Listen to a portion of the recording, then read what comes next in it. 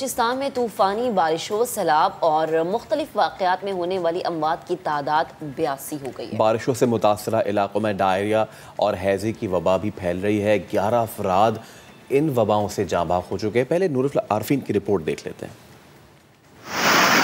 बलूचिस्तान में मानसून की तूफ़ानी बारिशों की तबाहकारियाँ जारी हैं। PDMA की रिपोर्ट के मुताबिक बारिशों के बायस मुख्तलिफ वाक़यात में 82 अफराद जिंदगी की बाजी हार गए, 60 अफराद जख्मी हुए। मरने वालों में 27 मर्द, 25 खवातीन और 30 बच्चे शामिल हैं। 3000 से ज़ायद मकानात मुनद्दिम हुए। मुतासरा इलाकों में खैमा बस्तियाँ कायम कर दी गई हैं। रिलीफ कैंप वहाँ पे कायम किया और उसमें तमाम ज़रूरियात ज़िंदगी की जो चीज़ें, जो बेसिक नीड्स है, स्पेशली खुराक से रिलेटेड, वो हमने प्रोवाइड कर दिए। और वहाँ पे हमने जो मेडिकल कैंप है वो भी इस्टेब्लिश कर लिया। दूसरी तरफ बलूचिस्तान में मानसून की बारिशों और सैलाबी रेलों से मुतासरा इलाकों में पेट और आंतों की बीमारियां फूट पड़ी हैं। वज़ीर आला कहते हैं मुतासरा अफराद की हर मुमकिन मदद की जाएगी। किस तरह कंट्रोल करना है इंशाल्लाह उसी टाइम हमने डायरेक्शन दिया कि इस पे अभी ऐसे आप लोग वहाँ पे अपनी चीज़ों को मूव करते जाएं ताकि लोगों को हम बड़ी नुकसान से बचें। आलमी इदारे सेहत के मुताबिक बलूचिस्तान में 2 हफ्तों के दौरान डायरिया और हैज़े की वबा से अब तक 11 अफराद जाँ बाग जबकि 3000 से ज़ायद मुतासिर हुए हैं। कैमरा टीम के साथ नूरुल आरफीन, समा, कोयटा। इस सब पे हम बात करेंगे। हमारे साथ मौजूद हमारे नुमाइंदे आतिफ क़य्यूम और इसके अलावा हमें जो है तर्जुमान बलूचिस्तान हुकूमत फराजी भी ज्वाइन करेंगी। पहले आतिफ, आपकी तरफ मैं आना चाहूँगा कि क्या सिचुएशन है इस वक्त करंट, क्या स्टैट्स हैं, कितना रिलीफ और रेस्क्यू का काम हुआ है, कितनी तबाही हुई है?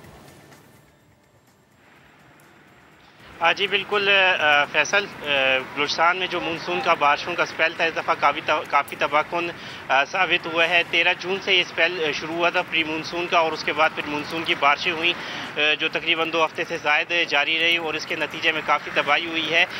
PDMA के सर्वे रिपोर्ट के मुताबिक अब तक तकरीबन बलूचिस्तान के मुख्तलिफ अजला में 82 अफराद जो है वो जाँ बहक हो चुके हैं। ये हलाकतें सैलाबी रेलों में बहने, मकानात गिरने और करंट लगने की वजह से हुई हैं। इसी तरह 60 अफराद जख्मी हुए हैं और तकरीबन अब तक 3183 मकानात जो हैं उनके मुताबिक बताया जा रहा है कि रिपोर्ट के मुताबिक कि ये तबाह हुए हैं।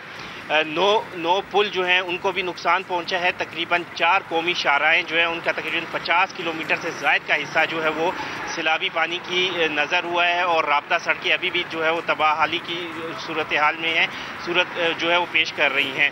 इसी तरह तकरीबन 700 से ज़ायद मवेशी जो हैं वो लोगों के पानी में बह गए हैं और तकरीबन जो 9 पुल हैं उनको भी नुकसान पहुंचा है। PDMA की जो हालिया रिपोर्ट है उसके मुताबिक तकरीबन जो 2000 से ज़ायद सोलर पैनल हैं जिनके ज़रिए बलूचिस्तान के मुख्तलिफ अजला जो पसमानदा दूर दराज इलाके थे वहाँ पे बिजली फराम की जा रही थी उनको भी नुकसान पहुँचा है, जबकि जो कोयटा इलेक्ट्रिक सप्लाई का जो इंफ्रास्ट्रक्चर है उसको भी नुकसान पहुँचा है। 60 खंबे जो है मुतासिर हुए हैं। यानी बहुत ज़्यादा नुकसान हुआ है बारिशों से। और अब जो रिलीफ ऑपरेशन है वो कहाँ तक पहुँचा है इसी पर बात करते हैं। आप साथ रहिएगा। आतिफ, फरा अजीम तर्जुमान बलूचिस्तान हुकूमत इस वक्त हमें ज्वाइन कर चुके हैं। फरा, बेहद शुक्रिया वक्त देने के लिए। Good morning. प्लीज़ मुझे बताएगा बलूचिस्तान में जो रिलीफ ऑपरेशन है वो कहाँ तक पहुँचा है, किस तरह से चीज़ों को मैनेज किया जा रहा है? जी बिस्मिल्लाहिर्रहमानिर्रहीम। जैसा कि आप जानते हैं कि 13 जून से ये सिलसिला जारी है और जिसका स्पेल अभी तक भी है। और प्री मानसून से लेके और एक्चुअल जो मानसून का season first week of July में शुरू हुआ था। देखिए, सबसे पहले तो मैं आपको ये बताऊं कि जितनी बारिश हम एक्सपेक्ट कर रहे थे उससे कहीं ज़्यादा बारिशें हुई हैं और जो अभी तक भी जारी हैं। और अभी जो रेस्क्यू एंड रिलीफ का जो ऑपरेशन है उसका जो प्रोसेस है वो तो जारी है। और अब जिस तरह कल शाम में बहुत ज़्यादा बारिश पंचकूल में भी रिपोर्ट हुई थी और वहाँ पर नुकसान भी हुआ है, 4 के करीब कैजुअलिटीज़ हुई हैं कल शाम की रिपोर्ट में आपको बता रही हूँ। और वहाँ पर 100 के करीब जो घर हैं वो भी डैमेज हुए हैं बिकॉज ऑफ ये फ्लैश फ्लड्स की वजह से। अच्छा, अब आपको यहाँ पर एक बहुत ज़रूरी बात बताना मैं समझती हूँ कि अब देखें, पहले ही बलूचिस्तान बहुत ज़्यादा खस्ता हाली का शिकार है गुर्बत की वजह से, अंडर डेवलप होने की वजह से।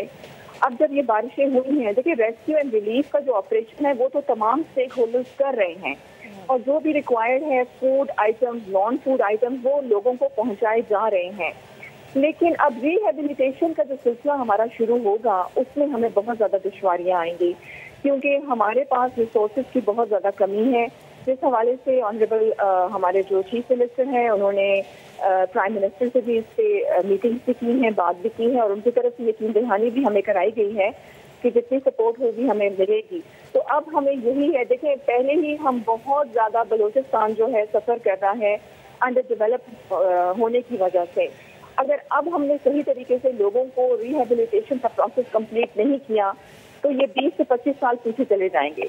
तो हमें इसी सिलसिले में सपोर्ट की जरूरत है कि डैमेजेस को ओवरकम किया जाए। ठीक है। और अच्छा फरा साहब, इफ यू मे अलाउ, इस वक्त सिचुएशन ये भी बनी हुई है कि जो डायरिया और हैज़ा ये सब भी फैला हुआ है, इसके मैंने बताया। मेरा सवाल आपसे ये है कि अनप्रेसिडेंटेड रेन्स हो रही हैं, अनप्रेसिडेंटेड फ्लड्स आ रहे हैं, सैलाब अपनी जगह बदल के आ रहे हैं। आपने कहा कि रिहेबिलिटेशन शॉर्ट टर्म प्रोसेस ज़रूर होता है, लेकिन लॉन्ग टर्म सोल्यूशन इस वक्त आप लोगों के जहन में कोई है कि आबादियाँ उनको वहाँ से शिफ्ट किया जाए जहाँ से सैलाब आ रहा है, इस तरह की कोई चीज़?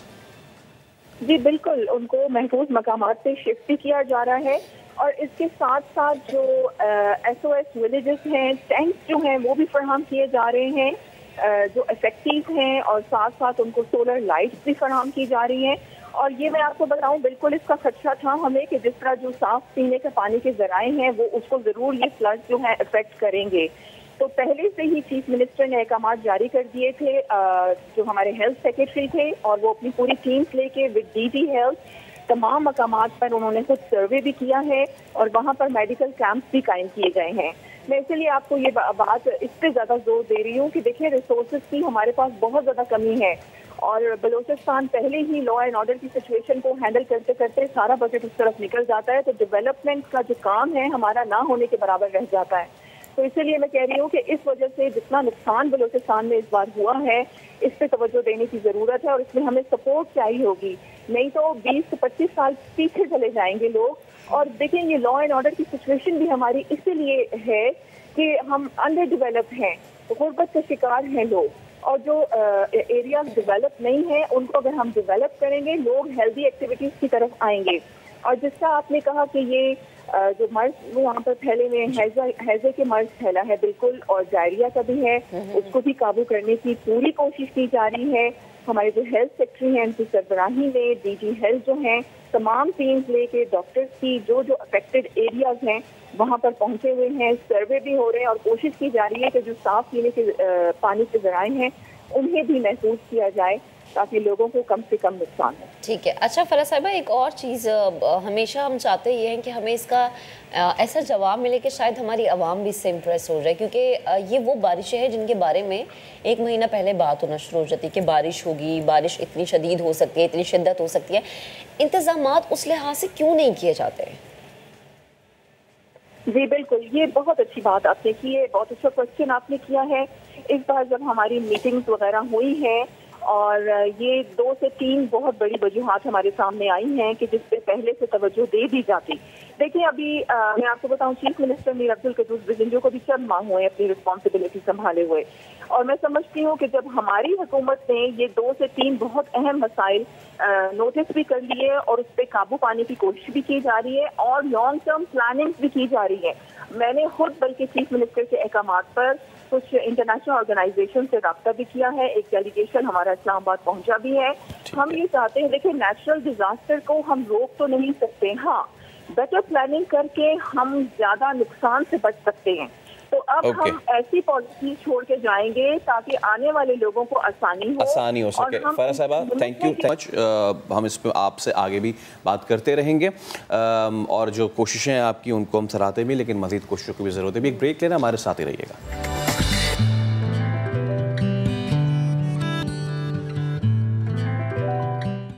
मईशत और सियासत बहुत ज़्यादा साथ साथ चलते ज़ाहिर है, अगर हमारी सियासत में इस्तेहकाम नहीं होगा तो हमारी मईशत में कैसे आएगा।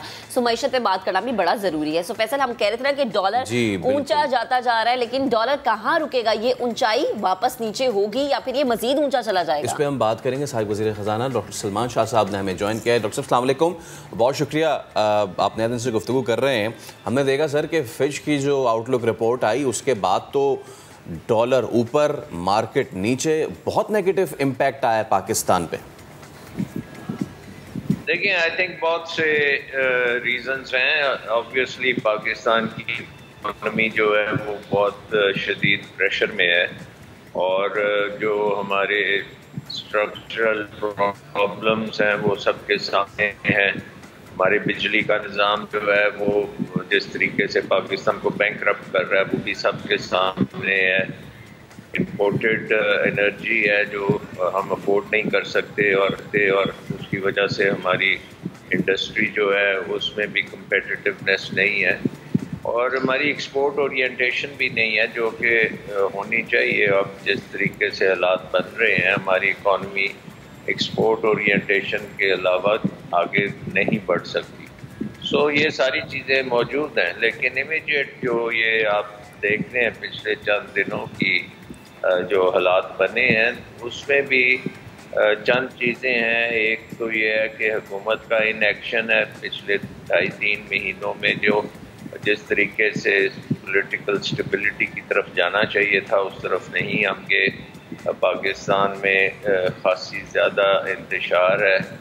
अब इलेक्शन भी हुआ है तो उसके भी रिज़ल्ट्स बड़े क्लियरली आए हैं कि अवाम क्या चाहती है, लेकिन हमारी पॉलिटिक्स जो है वो अभी तक उसके साथ नहीं आंग हुई। और इसके साथ साथ फिर हम ये भी देख रहे हैं कि अमेरिका में एक उनका जो सेंट्रल बैंक है जिसको फेडरल रिज़र्व कहते हैं, उसने अब वहाँ पे इंटरेस्ट रेट्स ऊपर करने शुरू किए हैं, इन्फ्लेशन को टारगेट कर रहे हैं, और उसकी वजह से डॉलर जो है वो स्ट्रॉन्ग हो रहा है दूसरी करेंसीज के निस्बत। तो वो उसमें पाकिस्तान की करेंसी भी के ख़िलाफ़ पहले ही अब तो हमारी तो कमज़ोर थी, लेकिन उसकी वजह से और डिफरेंस क्रिएट हो गया। तो हमें ये देखना पड़ेगा कि हमें बड़ी अपने जो रिजर्व्स हैं बड़े केयरफुली मैनेज करने पड़ेंगे। इस वक्त ये भी है कि स्टेट बैंक में आपके क्योंकि गवर्नर भी नहीं है, गवर्नर एक 2-3 माह पहले आपने उनको घर भेज दिया, उसके बाद कोई गवर्नर अपॉइंट नहीं किया। तो वो मैनेजमेंट जो होनी चाहिए मार्केट्स की उस तरह की नहीं हो रही, और जब भी कोई पेमेंट आ जाए, एक्स्ट्रा लार्ज लंपी पेमेंट आ जाए, तो उससे रुपये के ऊपर बड़ा प्रेशर पड़ जाता है, और स्टेट बैंक उस वक्त कोई इंटरवेंशन कई बार करने की ज़रूरत होती है, लेकिन अगर वो ना करे तो फिर हालात खासे एक्सट्रीम की तरफ जाते हैं। तो बहुत सी चीज़ें हैं जो इस वक्त हमें प्रॉब्लम्स क्रिएट कर रही हैं, और मेरे ख्याल में अब वक्त आ गया है कि इन तमाम चीज़ों को हम एक किस्म की अर्जेंसी के साथ करें, और ये सियासत को ज़रा थोड़ी देर पीछे रखें, और जो काम हम कर सकते हैं वो कम से कम करें। और IMF का जो प्रोग्राम अब बन चुका है उसकी इम्प्लीमेंटेशन करें, और तमाम लीडर्स जो हैं पाकिस्तान के और अदारों के लीडर्स वो अनाउंस करें कि हम IMF प्रोग्राम के मुताबिक चलेंगे, और पाकिस्तान की इकॉनमी में रिफॉर्म्स होंगी, और पाकिस्तान जो है वो डिफ़ॉल्ट नहीं करेगा। और ये स्टेटमेंट्स जो हैं अब पॉलिटिकल स्पेक्ट्रम में हर एक से अब आनी चाहिए, और उसके साथ साथ एक नए इलेक्शन की अनाउंसमेंट हो जानी चाहिए, और उस के नतीजे में एक केयर टेकर गवर्नमेंट का बनना नागुज़ीर है, और वो केयर टेकर गवर्नमेंट जो है वो एक्सेप्टेबल होनी चाहिए सबको, और वो IMF के प्रोग्राम को इमीडिएटली इम्प्लीमेंटेशन मोड में लेकर जाए और उनके साथ काम करे। और ये IMF ने भी इस पे कोई इतराज़ नहीं है। तो आई थिंक कि पाकिस्तान को अब बहुत तेज़ी से काम करना पड़ेगा, अपने डेट स्ट्रेटजी जो है वो भी सामने रखनी पड़ेगी कि कर्ज़े जो हैं पाकिस्तान के बैरूनी मुल्क कर्ज़े जो हैं उनको हमने कैसे रीफाइनेंस करना है। अच्छा डॉक्टर साहब, आप IMF की जो बात कर रहे हैं डॉक्टर साहब, उसमें जो फिश की जो आउटलुक रिपोर्ट है वो कहता है कि जी ठीक है, IMF का जो प्रोग्राम आ रहा है, स्टाफ लेवल एग्रीमेंट के तमाम तर मामला हो रहे हैं, ये अपनी जगह ठीक है, लेकिन हमें ये लगता है कि जी इसकी इम्प्लीमेंटेशन में रिस्क है, और अगर ये कंटिन्यू ठीक से नहीं हुआ तो जो फाइनेंसिंग वाले मामलात हैं ये भी हमें इसमें रिस्क नज़र आ रहा है। तो even if we get the IMF thing, उसके बावजूद भी जो इंटरनेशनल मार्केट्स हैं जो इस तरह की आउटलुक रिपोर्ट सर्वेस देते हैं वो इस पे भी खुश नहीं हैं। इस पे क्या कहेंगे? नहीं, आई थिंक IMF प्रोग्राम जो है ये बहुत इम्पोर्टेंट है, और एक इसके साथ जो स्टाफ लेवल एग्रीमेंट है वो काफ़ी इम्पोर्टेंट एग्रीमेंट है, और इसको अगले माह उनके बोर्ड में जब ये पेश होगी तो मोस्ट लाइकली वहाँ भी ये अप्रूव हो जाएगा। तो थोड़ा सा बाम है मार्केट्स में कि ये इम्प्लीमेंटेशन में पाकिस्तान सीरियस नहीं है, और वो इसलिए कह रहे हैं कि कुछ 2.5-3 महीनों में वो देखते हैं कि एक कदम आगे जाता है, 2 कदम पीछे आते हैं, और जो सियासत है वो भी अभी बहुत अरूज पे है और उस तरह से इकॉनमी पे फोकस नहीं है। अभी आप देख लें पिछले 2-3 दिनों में भी इकॉनमी पे किसी का कोई फोकस नहीं है। सियासत, जोड़ तोड़, ये चीज़ों में हम लगे हुए हैं, तो वो नज़र आता है, इंटरनेशनली भी मार्केट्स को नज़र आता है। लेकिन अगर फिच की रिपोर्ट भी हम देखें तो उसमें भी उसने इम्प्लीमेंटेशन की बात की है कि इम्प्लीमेंटेशन जो है वो क्रॉस द बोर्ड होनी चाहिए और बड़ी जल्दी होनी चाहिए, और उसमें कोई शक व शुबा नहीं होना चाहिए। तो वो अब एक ही तरीका है कि हम अपनी सियासत को नीचे लेके आएँ, जो कॉन्फ्रंटेशन है उसको ख़त्म करें और एक इलेक्शंस की तरफ जाएं। इलेक्शंस एक बहुत बड़ा जैसे कहते हैं क्योर है पाकिस्तान के मसाइल का, और हमने देखा कि पंजाब की इलेक्शन के बाद जो पंजाब में बहुत ज़्यादा डिसरप्शन थी वो खासी हद तक ख़त्म हो गई है, और 22 तारीख को एक सुप्रीम कोर्ट की सुपरविजन में एक इलेक्शन हो जाएगा, और वो जो इस वक्त सियासी माहौल है वो बहुत बेहतर हो जाएगा। उसी तरह से अगर हमारी केयर टेकर गवर्नमेंट आती है और उसमें ये ज़रा थोड़ी सी जान डालनी पड़ेगी कि सब लोग उसकी सपोर्ट रखें इम्प्लीमेंटेशन के लिए और इम्प्लीमेंटेशन की तरफ जाएं, और उसके बाद इलेक्शंस हों तो इलेक्शंस में भी पॉलिटिकल पार्टीज़ अपना मंशूर इकोनॉमिक रिफॉर्म्स का लेके आएँ, अवाम के सामने रखें और अवाम से एंडोर्समेंट लेके ये इकोनॉमिक रिफॉर्म्स करनी है, क्योंकि IMF प्रोग्राम पहला कदम है। उसके बाद बेशुमार आपने रिफॉर्म्स करनी है, आपने अपने एनर्जी सेक्टर की रिफॉर्म्स करनी है, आपने अपनी इन्वेस्टमेंट रिफॉर्म्स करनी है, आपने आसानी पैदा करनी है, इकोनॉमिक फ्रीडम जो है वो आपने एंटरप्रेन्योर्स को देनी है और अवाम को देनी है ताकि वो काम कर सकें। ब्यूरोक्रेसी के चुंगल से आपको आज़ाद करना पड़ेगा, आपको प्राइवेटाइजेशन करनी पड़ेगी, बहुत से जो अदारे हैं उनको मेजर तरीके से रिफॉर्म करना पड़ेगा, या कई अदारों को आपको बंद करना पड़ेगा। तो सीरियसली आपको अपने अखराजात, बेशुमार अखराजात हैं जो कम करने पड़ेंगे। इस वक्त भी आप देख सकते हैं कि इतने बुरे हालात हैं, लेकिन हमारा बजट पाकिस्तान की हिस्ट्री का सबसे बड़ा बजट बना हुआ है, तो हम क्यों इतना ज़्यादा खर्चा कर रहे हैं जिसका कोई ख़ास फ़ायदा भी नहीं बल्कि नुकसान होता है। बहुत से अखराजात हम करते हैं उसका कोई रिटर्न नहीं आता। सो अब ये हम जो कहते हैं इकोनॉमिक्स के साथ खिलवाड़ फर्दर नहीं कर सकते। अब ये सिग्नल दुनिया ने आपको दे दी है, अगर अभी भी आप रिफॉर्म नहीं करेंगे तो फिर आपका फ्यूचर बड़ा डार्क होगा, लेकिन अगर आप रिफॉर्म कर लेंगे तो फिर हम ना सिर्फ ये प्रोग्राम भी सक्सेसफुल होगा, हमारी रिफॉर्म्स भी सक्सेसफुल होंगी और दोबारा हमें IMF के पास फिर कभी नहीं जाना पड़ेगा। लिहाजा रिफॉर्म्स की ज़रूरत है, एक अच्छे तरीके से मैनेज करने की ज़रूरत है। डॉक्टर साहब बेहद शुक्रिया, आप हमारे साथ मौजूद है। गुफ्तगू डॉलर जो है उसकी उड़ान ऊपर जाती जा रही है। आज क्या सूरत हाल रहेगी? मलिक बोस्तान साहब हमें ज्वाइन कर चुके हैं, उन्हें भी शामिल गुफ्तगू करते हैं। मलिक साहब बेहद शुक्रिया वक्त देने के लिए। प्लीज़ बताएगा, डॉलर जो हम देख रहे थे कि कल तो एक झटका ही लग गया, आज मार्केट आप कैसी देख रहे हैं?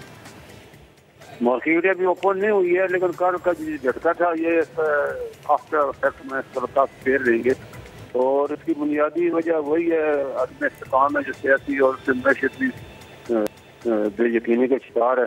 और नून की जो बड़ी उम्मीदें थी उनको कि वो कुछ ना कुछ सीटें वहाँ हासिल करेंगे, कम से कम 8-10 सीटों को तो उनको मिलनी चाहिए थी, लेकिन वो भी नहीं मिली, तो उनकी तमाम उम्मीदें दम तोड़ गई, जिसके साथ ही मैशत भी खतरे में पड़ गई। अब वो मतलब उनकी जो वफाक में हुकूमत है उसका भी यानी कि एहतियातियों के मरौने मिनट अगर कोई भी एहतियाती रूट जाता है या कोई इधर उधर हो जाता है तो बड़ा खतरा हो जाता है। भारत जैसे कल उन्हें प्रेस कॉन्फ्रेंस में कराया कि हम अपना टर्नओवर पूरा करेंगे और इसका मुकाबला करेंगे, हमने सीटें विन की, उनकी सीटें हमने हासिल की हैं, तो हम इसे घबराएंगे नहीं। और मरहम नवाज साहब ने अच्छा मैसेज दिया कि हार जीत होती रहती है। बड़ी अच्छी बात है मलिक साहब कि अगर आप अपनी हार को इतने खुले दिल से तस्लीम करें। अच्छा मुझे बताएं कि ये जो डॉलर की उड़ान है ये मजीद आज या आने वाले वक्त में ऊपर जाएगी या ये यही फुल स्टॉप लग गया है?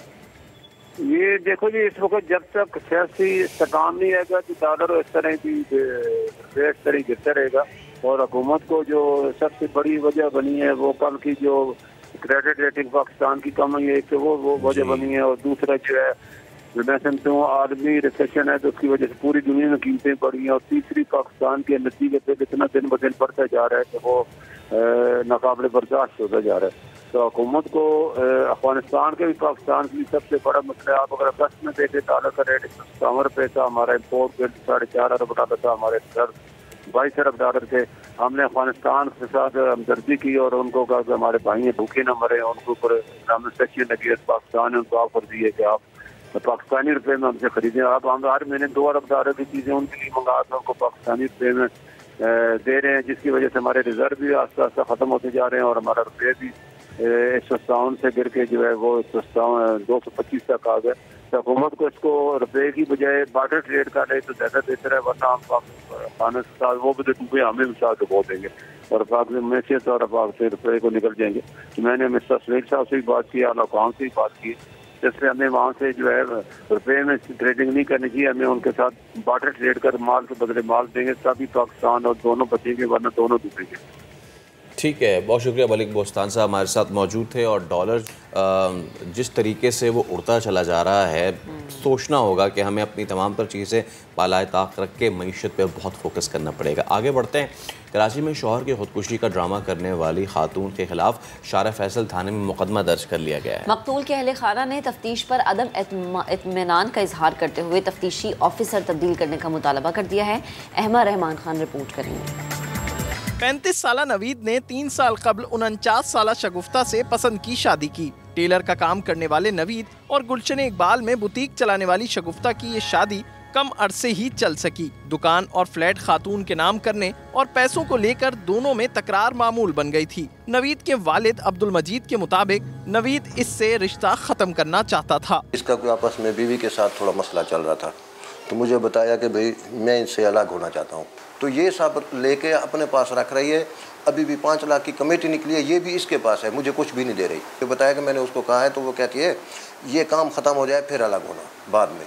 19 जून की रात नवीद के छोटे भाई ताहिर को अचानक शगुफ्ता ने फ़ोन किया और बताया कि भाई की तबीयत ख़राब है, तुम फ़ौरन अस्पताल पहुँचो। वहाँ जाने पर पता चला कि गला दबाने से नवीद की मौत वाक़ हुई है। खातून ने कहा नवीद ने खुदकुशी की है, लेकिन जब पुलिस ने फ्लैट का जायजा लिया तो पंखे से लटक कर खुदकुशी करने के कोई शवाहिद नहीं मिले। पंखे पर लगी गड़ तक बरकरार थी। मुकदमा दर्ज हुए 20 दिन से जायद का वक्त गुजर जाने के बाद भी कोई गिरफ्तारी न होने पर मकतूल के अहले खाना पुलिस की कारकर्दगी से मुतमईन नहीं है। पुलिस ने कोई भी ताउन नहीं किया, ना ये मौका देखने जा रहे हैं, ना और के पीछे जा रहे हैं, ये कुछ भी नहीं कर रहे। इतना टाइम हो गया, ये भी अपना इन्वेस्टिगेशन के लिए भी नहीं आए। मुकदमे में शगुफ्ता के पहले शौहर के 2 बेटे भी नामजद हैं। अहले खाना का इल्जाम है कि शारा फैसल थाने का तफ्तीशी अफसर मुल्जिमान की मदद कर रहा है, इसलिए वो तफ्तीश किसी और थाने मुंतकिल करवाना चाहते हैं। कैमरामैन सनाउल्लाह के साथ अहमद रहमान खान, समा, कराची। एक और अफसोसनाक वाक़या पेश आया सादकाबाद में। कश्ती हादसे में 49 अफराद जाँ बहक हुए हैं। हादसे की वजूहात के तयन के लिए इंक्वायरी कमेटी बना दी गई है। अब्दुल कद्दूस रिपोर्ट करेंगे। सादिकाबाद में बारातियों की कश्ती को हादसा क्यों पेश आया, वजह जानने के लिए इंक्वायरी कमेटी बना दी गई। कमिश्नर भावलपुर की जानिब से जारी किए गए नोटिफिकेशन के मुताबिक वाक़ये की इंक्वायरी रिपोर्ट 72 घंटों में तलब की गई है। इंक्वायरी कमेटी में डिप्टी कमिश्नर रहीम यार खान और DPO रहीम यार खान समेत 7 अरकान शामिल हैं। हमारे साहब रेस्क्यू की टीमें, डिस्ट्रिक्ट पुलिस, बाकी डिपार्टमेंट्स हमारे मौके पे हैं। खुद भी ऑपरेशन को मॉनिटर कर रहा हूँ। बस दुआ है कि जी बाकी डेड बॉडीज भी जल्दी आज रिकवर कर लें। कमेटी मुतासरा खानदानों के अहले खाना और अहले इलाका के बयानात भी रिकॉर्ड करेगी। मुकामी लोगों का कहना है कश्ती में गुंजाइश से ज्यादा अफराद सवार थे, जिसके बाइस हादसा पेश आया। हादसे में जाबहक मजीद 2 अफराद की लाशें सक्कर बैराज जबकि एक खातून की लाश माचका एरिया से मिली। 26 अफराद की नमाज जनाजा आबाई इलाकों में अदा की गई। तमाम अफराद को आहों और सिसकियों के साथ सुपुर्द खाक कर दिया गया। अब्दुल कुद्दूस, समा, रहीम यार खान। चलें जी आगे बढ़ते हैं। वफाकी हुकूमत ने मेरा पाकिस्तान मेरा घर स्कीम को आर्जी तौर पर रोका था। मेरा पाकिस्तान मेरा घर स्कीम को 1 हफ्ते के अंदर नाफिज कर दिया जाएगा। फैसला बदलते हुए हालात और बेहतर हदफ के तयन के लिए किया गया है। हुकूमती एलामिया के मुताबिक वजारत ख़जाना और स्टेट बैंक मेरा पाकिस्तान मेरा घर स्कीम को आज सरे-नौ तश्कील देने पर काम कर रहे हैं। इसे 1 हफ्ते के अंदर नाफिज कर दिया जाएगा। वजारत ख़जाना का कहना है कि स्कीम के तहत आवाम की तरफ से पहले से की गई सरमायाकारी महफूज रहेगी। पार्क व्यू सिटी इस्लामाबाद में सरमायाकारों के लिए एनजो मार्केटिंग ने मेगा सेल गाला सजाया। शुरका को पार्क व्यू सिटी के मंसूबों, सहूलियात और खुसूसी डिस्काउंट से मुताल्लिक़ मालूमात फराहम की गई। Director sales and marketing park view city Farid Zaka Bajwa ने यह कहा है कि park view city real estate के साथ खेल के मैदान में भी खिदमात में सबसे आगे हैं। शहजाद अली की रिपोर्ट आपको दिखाते हैं। रियल स्टेट मार्केटिंग में अपना सानी न रखने वाले पार्क व्यू सिटी इस्लामाबाद में एनजो मार्केटिंग के ताउन से 2 रोजा रंगा रंग मेगा सेल गाला सजा। शुरका को पार्क व्यू सिटी के मंसूबों और खुसूसी पैकेजेस से आगाही दी गई। Director sales and marketing park view city Farid Zaka Bajwa ने कहा, पार्क व्यू सिटी हमेशा रियल स्टेट के साथ साथ खेलों के फरोग का मिशन भी जारी रखेगा। जून का महीना पार्क व्यू सिटी इस्लामाबाद की हिस्ट्री का द बेस्ट एवर मंथ था। हम बड़ा प्राउड फील करते हैं जब ये हमारे हीरोज़ शर्ट पहनते हैं जिसके ऊपर पार्क व्यू सिटी लिखा होता है। तो ये हमारी रिलेशनशिप इंशाल्लाह आगे भी चलेगी। हमारा पूरा कैलेंडर है क्रिकेट बोर्ड के साथ। CEO एनजो मार्केटिंग हारून अरशद अवान ने कहा, पार्क व्यू सिटी का 7 कामयाबियों की जमानत है। One of the best decisions था कि मैंने पार्क व्यू को ज्वाइन किया। एक विजन चाहिए होता है जिसके ऊपर आप जो सा दिन रात सोचते हैं और मेहनत लगे रहते हैं। यही वो विजन है जिसके ऊपर हमारा एतमाद, हमारा कॉन्फिडेंस और ज्यादा बढ़ जाता है। तकरीब के आखिर में पार्क व्यू सिटी की जानिब से एनजो मार्केटिंग के CEO हारून अरशद अवान को चमचमाती गाड़ी का तोहफा दिया गया। बेहतरीन कारकर्दगी दिखाने पर zonal manager park view city Shoaibullah ने शील्ड हासिल की। कैमरा टीम के साथ शहजाद अली, समा, इस्लामाबाद।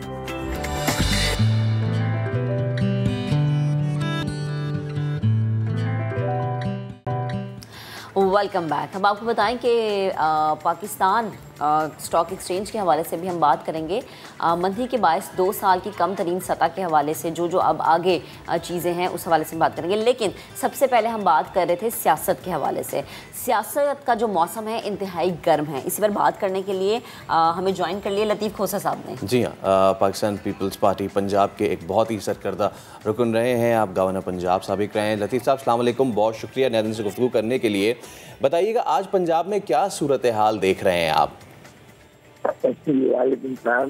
बिस्मिल्लाह, सारी कौम की आपने मीडिया ने तो बहुत ही ज्यादा क्रिएट की हुई है, लेकिन वैसे हकीकत भी है क्योंकि ये आज का जो मार्का है इलेक्शन यानी चीफ मिनिस्टर का है, जो जाहिर है इसका मतलब पे भी असर होगा और ये सारे मुल्क की सियासत पे भी असर होगा। तो लाजमी बात है कि एक दिलचस्पी तो बहुत ही हाई पीक पर है और माशाल्लाह यहाँ दोनों जानिब से जो है मेंबरान भी अपनी अपनी तादाद भी किताबें भी बहुत बांगे दौल हो रहे हैं। और देखें 4 बजे शुरुआत होंगी और सुप्रीम कोर्ट के फैसले के मुताबिक ये उस वक्त तक जारी सारी रहेगा। इजलास रोक नहीं होगा जब तक उसका फैसला नहीं हो जाता। रन ऑफ पे हो या पहले काउंट में हो जाए, बात का ये होगा। और कल जो भी लीडर ऑफ द हाउस बनेगा पंजाब असेंबली का, वो बतौर चीफ मिनिस्टर पंजाब के पाकिस्तान का जो सबसे बड़ा सूबा है, 12 करोड़ की आबादी है, जिसका मैं आईनी सरबराह भी रहा हूँ गवर्नर के तौर पर, वो कल हल्फ भी लेगा गवर्नर हाउस के। तो इसलिए ये सुप्रीम कोर्ट ने इसको जो है इसमें कोई इबहम नहीं छोड़ा है। अब सवाल ये है कि इन दोनों के जो दावे दोनों फरीकैन की जानिब से हो रहे हैं, किसका दावा पूरा होता है। इल्जाम भी बहुत लगे हैं कि हॉर्स ट्रेडिंग हो रही है, जाने क्या क्या हो रहा है, जो मैं नहीं समझता कि अच्छी बात है। सियासत में बिल्कुल एक पुरतारी होना चाहिए, एक हौसला होना चाहिए। और सुप्रीम कोर्ट ने जो फैसला दिया है इन जो पार्टी के अहकामात की तामील के खिलाफ वोट देते हैं, उनके बारे में डिफेक्शन जिसे कहते हैं, आइन की डिफेक्शन क्लॉज को जो है इंटरप्रेट करते हुए उन्होंने कहा ना तो इनका वोट काउंट होगा। और बाद में इलेक्शन कमीशन ने उन मेंबरान को डिसक्वालीफाई कर दिया और सीट की खाली हो गई, क्योंकि आइन के उस शिप में लिखा है कि दे शैल सीज टू बी मेंबर। तो वो भी इलेक्शन कमीशन ने उसको भी तयन कर दिया और अपील में सुप्रीम कोर्ट ने कोई उनको खातिर रिलीफ भी नहीं दी है। तो इसका मतलब ये हुआ कि जो भी मेंबर पार्टी के बज़ाहिर तो पीटीआई के पास अददी बरतरी जो पीटीआई और PMLQ की है, बजाय अगर न्यूमेरिकल स्ट्रेंथ देखी जाए, लेकिन अब कितने उनमें से अब्सटेन करते हैं या कितने जो है उसके बावजूद सुप्रीम कोर्ट के फैसले के बावजूद और ये जानते पावर करते हुए ये उनकी नशिस्त भी जाती रहेगी और उनका वोट भी काउंट नहीं होगा, वो फिर भी अगर कोई करते हैं तो बाहर कर लिए उनका रिस्क होगा। लेकिन 4 बजे पता चल जाएगा कि क्या होता है। सही है। अच्छा कोसा साहब, हमने कल देखा कि जरदारी साहब ने 6 घंटे की मुलाकात की है चौधरी शुजात से। आपकी अपनी एक्सपर्टीज़ क्या कहती है, आपकी सियासी बसीरत क्या कहती है कि जरदारी साहब राम करने में शुजात हुसैन साहब को उन्होंने कायल कर लिया होगा, कामयाब हो गए होंगे? देखिए, हमारा जो मोहतरम आसिफ अली जरदारी साहब का या पाकिस्तान पीपल्स पार्टी का अगर आप देखें तारीखी पस मंजर में भी, तो हम पहले भी शहीद रानी बेनज़ीर भुट्टो साहबा के वक्त में हमारे इनके साथ अलायंस रहा है। कोई ऐसी बात नहीं है कि हम इनके साथ अलायंस नहीं रहा है। मोहतरम आसिफ अली जरदारी साहब ने भी जबकि प्राइम मिनिस्टर बनाया था मोहतरम परवेज इलाही साहब को, और हमने वजाहत भी हमारे एक मरकजी काबीना में अहम रुकन रहे थे और हमारी पोजीशन जो है रही है। तारिक बशीर चीमा साहब हमारी पार्टी में भी रहे और अब उधर होते हुए भी हमारे साथ उनके बहुत अच्छे ताल्लुकात हैं। और चौधरी शुजात साहब के साथ तो बहुत ही अच्छे हैं मोहतरम आसिफ अली जरदारी साहब के ताल्लुकात। और जब पहले जब शुरुआत हुई थी बातचीत की, तो उसमें चौधरी शुजात साहब के कहने पर ही चौधरी परवेज इलाही को हमने वजीर आजम मोहतरम आसिफ अली जरदारी ने वजीर आला का मनसब उनको ऑफर किया, या उन्होंने जो भी है। और मोहतरम नवाज शरीफ साहब को भी मनाने में इस पारा में मोहतरम आसिफ अली जरदारी साहब का बहुत बड़ा किरदार था उसमें। तो ये बाहर गया 12 बजे तक तो परवेज इलाही साहब हमारे साथ थे और मिठाइयाँ तकसीम भी की गई और मुबारकें भी ली गई। तो उस वक्त तो यकीनी था कि वजीर आला बनते ही जिस तरह के चौधरी शुजात साहब की मौजूदगी में एक हुआ था।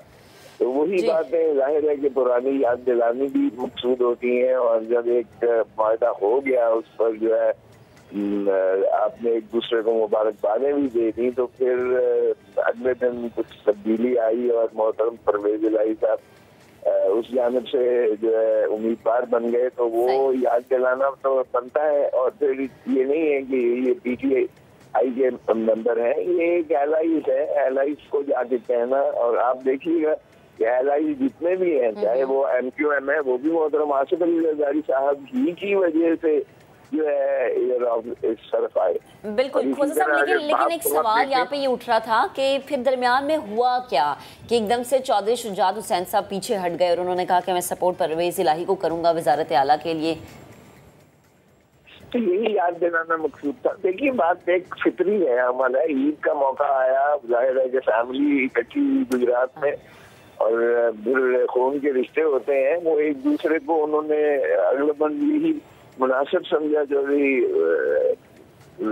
अपना शिजाज साहब ने कि खानदान में फूट नहीं पड़नी चाहिए, अब अगली नस्ल में जा रहा है, तीसरी नस्ल में, तो ये उनके तफरकात नहीं होने चाहिए। माला जो है सारी फैमिली बैठी और एक दूसरे के साथ जो भी उनके ईद मिलन मिले, गले मिले, जिस तरह एक ईद के त्यौहार पर होता है, कुर्बानियां दी गई, तो उस पर यकीनन जो है वो फिर एक खून जोश मारता है। उसमें बिल्कुल ये बात एक फिक्री है कि उन्होंने कहा कि इकट्ठे रहना चाहिए उसमें, लेकिन ईफाए अहद भी कोई चीज होती है, उसको जाहिर है कि उजागर करने में कोई हर्ज नहीं है। मोहतरम आसिफ अली जरदारी साहब अगर उनको याद पावर करवा रहे हैं कि आपकी खातिर हमने किस हद तक जो है मोहतरम नवाज शरीफ साहब को मनाया और आपको वजीर आला ही बनना है, तो हमने जब पहले आपको बनाया था और ऑफर की थी और सब कुछ किया था, और मोहतरम इमरान खान साहब तो जो है उस्मान को मुसीम अकरम प्लस कहते हुए और न जाने क्या क्या उनको जो है आसमान के गुलाबे बुलाते रहे, उनकी तारीफें करते रहे। उस वक्त भी तो परवेज इलाही मौजूद थे। अगर परवेज इलाही साहब को बनाना होता चीफ मिनिस्टर तो सारी दुनिया क्या रही थी। यही सवाल जो है खुदा साहब मेरे जहन में आ रहा है कि क्या अब आपको लगता है कि पीटीआई एक पेज पर है परवेज इलाही को वजीर आला पंजाब बनाने के लिहाज से, क्योंकि अभी भी खबरें ही हैं कि पीटीआई के अंदर इस लिहाज से अलग अलग राय पाई जा रही है। लोग चाह नहीं रहे, पीटीआई के लोग नहीं चाह रहे कि परवेज इलाही वजारत आला की कुर्सी पर बैठे। देखिए ये तो यकीनी बात है कि क्योंकि पंजाब में अगर उन्होंने कम्पीट करना है तो पीटीआई का ये जो पीएमएलक्यू के साथ संगम है, ये गैर फितरी है, ये फितरी नहीं है और हमेशा एक दूसरे के मुतहारिब रहे हैं और इस हद तक इनके दरमियान खलीज थी कि वो पता नहीं किस तरह से चौधरी मोहम्मद इलाही साहब उस पर अपने वालिद मोहतरम पर प्रिवेल कर गए और ये फिर उनको ऐसा कड़वा घूम भी खाना पड़ा कि ईफाए अहद से इनहराफ भी इतनी सूरत से किया गया कि 12 बजे 1 बजे एक तरफ है और सुबह जाके दूसरी तरफ होना, तो ये एकदम जो एक थी उनकी साख को बहुत बड़ा झटका लगता है। चौधरी साहिबान को जो इस बारे में उनकी बहुत शोहरत है कि वो बहुत मजेदार लोग हैं और बहुत ज्यादा ईफा अहद करने वाले लोग हैं और साथ देने वाले लोग हैं और जुबान के पक्के हैं और दोस्तियां निभाने वाले हैं वगैरह वगैरह। तो ये यकीनी बात है कि उनकी सारी जिंदगी की एक जो साख होती है सियासत में, उसको तो धक्का बिल्कुल लगा। तो ये चीजें जो है सियासत में पावर करवाना, जाहिर है कि मोहतरम क्योंकि आसिफ अली जरदारी साहब ने इसमें फाल किरदार अदा किया था तो उन्होंने याद दहानी तो आखिरी वक्त तक करवाना बिल्कुल बनता है उनका। शिजाज साहब को कहना बिल्कुल। और साहब सबसे इम्पोर्टेंट बात जो कल हमने उस मुलाकात के बाद देखी कि जरदारी साहब जब बाहर निकल रहे थे तो विक्ट्री का साइन उन्होंने बनाया। अभी विक्ट्री का साइन क्या पैगाम है ये तो आज 4 बजे के बाद पता चल जाएगा। बेहद शुक्रिया, मौजूद थे, गुफ्तगू कर रहे थे। मुफाहिमत के बादशाह के लाहौर में होने वाली नकलो हरकत ने शाह महमूद कुरैशी को परेशान कर दिया है। शाह साहब कहते हैं कि आसिफ अली जरदारी नोटों के बोरे लेकर लाहौर में बैठे हैं। पीटीआई रहनुमा सप्तान खान कहते हैं कि जरदारी का जादू तोड़ने के लिए पीर बुलवा लिया। रिपोर्ट आपको दिखाते हैं। कौन करेगा रहनुमाई, हमजा शहबाज या परवेज इलाही? तख्ते लाहौर किसका? फैसले का वक्त करीबान पहुंचा है। जोड़ तोड़ रूज पर पहुंच गया। हमजा शहबाज की वजारत आला को बचाने के लिए हुक्मरान इत्तेहाद की भागदौड़ जारी। मफाहिमत के बादशाह की लाहौर में होने वाली नकलो हरकत ने शाह महमूद कुरैशी को परेशान कर दिया। आसिफ अली जरदारी साहब नोटों के थैले लेकर यहाँ पंजाब में तशरीफ फरमा है और वफादारियाँ खरीदने पर तुले हुए हैं। पीटीआई रहनुमा सप्तान खान का दावा है कि उनकी जमात ने जरदारी के जादू का तोड़ ढूंढ निकाला है।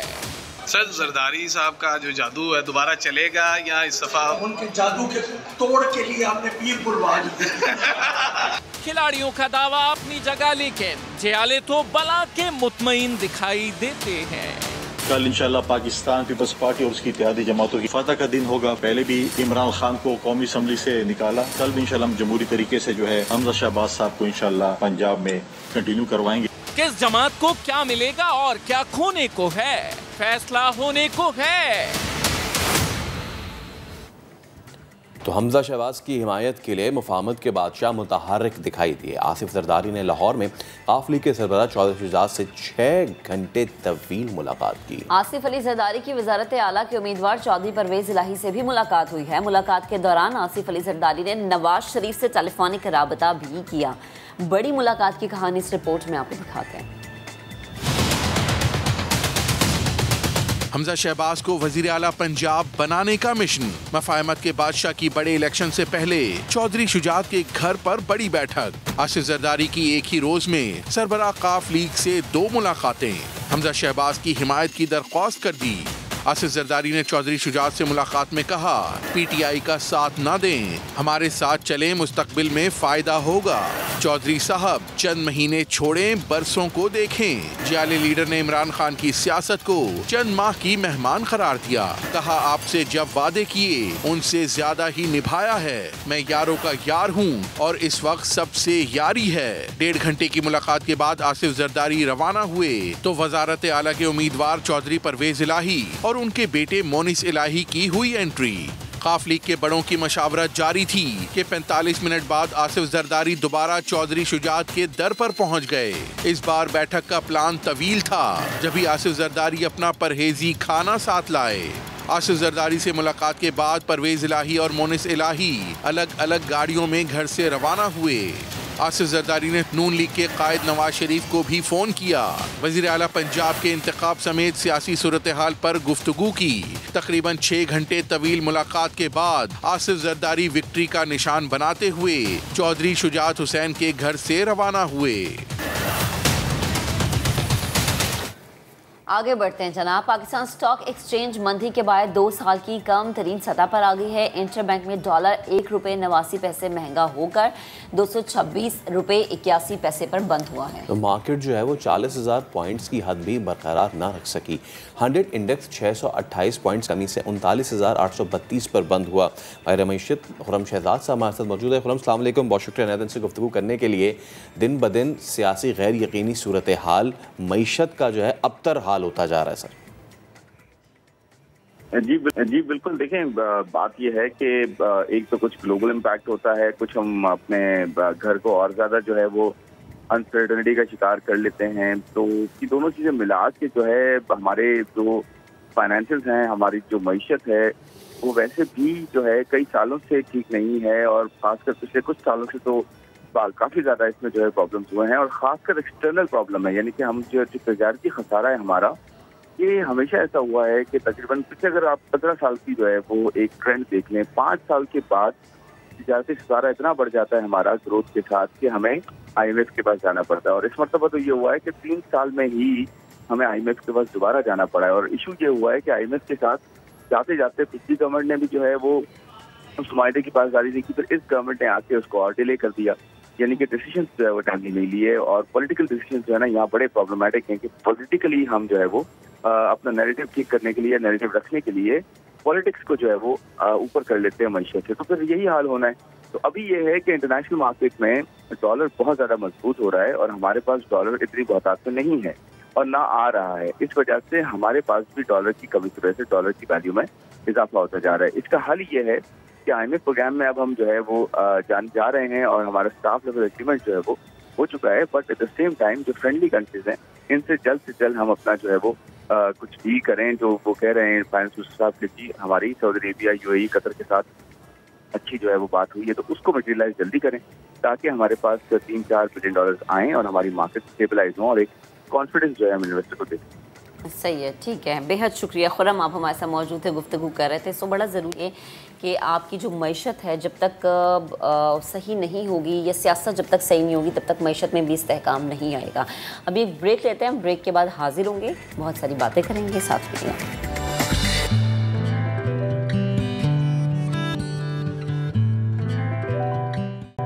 Welcome back. प्रोग्राम के सिलसिले को आगे बढ़ाते हैं। पीपल्स बस सर्विस, NICVD और दीगर मंसूबे, सिंध हुकूमत ने जो जो काम सूबे में किए हैं, अवाम उससे कितने मुतमईन हैं, ये आपको दिखाते हैं।